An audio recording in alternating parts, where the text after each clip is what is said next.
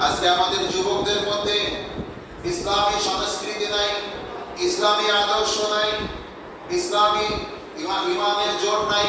তাদের মধ্যে নামাজ কম, রোজা কম।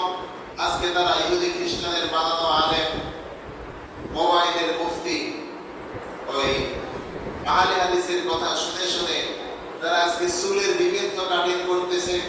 নামাজ পড়তে টুপি লাগে না, দোয়া করা লাগে না, দান সদকা করা লাগে না।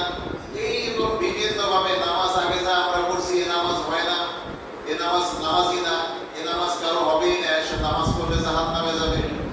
মা বাবা মারা গেলে তাদের জন্য সবরে সাদের অনুষ্ঠান, দোয়ার অনুষ্ঠান করলে এটা মা বাবা জাহান্নামে জ্বলবে। এই সমস্ত, তারপরে সেরা ফাটা ওই পাগল মার্কা প্যান্ট পরে না যুবকরা, ভালো প্যান্ট এগুলো সিরে সিরে তারপরে সুতা বাই করে পরে।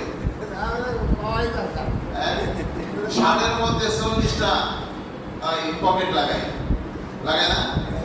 কথা বলে।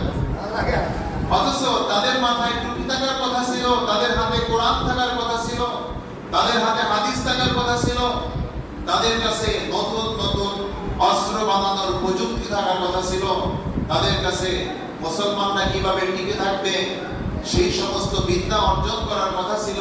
কিন্তু আজকে সেই মুসলমানদের হাতে ইহুদিরা এত সুন্দর মেশিন ধরায় এনেছে, মোবাইল, যত রকমের অপকর্ম আছে, পাপের কাম আছে, তুই একা একা ঘরে বসে দেখবি। তাই আজকে যুবকদেরকে ধ্বংস করছে কারা? ইহুদি নাসারারা। তারা এমন ভাবে এত সুন্দর করে আমাদের সামনে সুন্দর সুন্দর মোবাইল দিয়ে দিচ্ছে। 5,000 6,000 টাকার মধ্যে 3,000 টাকায়ও পাওয়া যায়।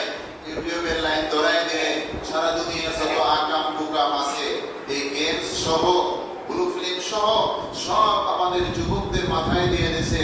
বর্তমান সময় দেখা যায় যে আমাদের বাচ্চারা মোবাইল ছাড়া ভাত খায় না, মোবাইল ছাড়া লেখাপড়া করে না, মোবাইল ছাড়া ঘুমায় না, মোবাইল ছাড়া কোনো কাজই করে না।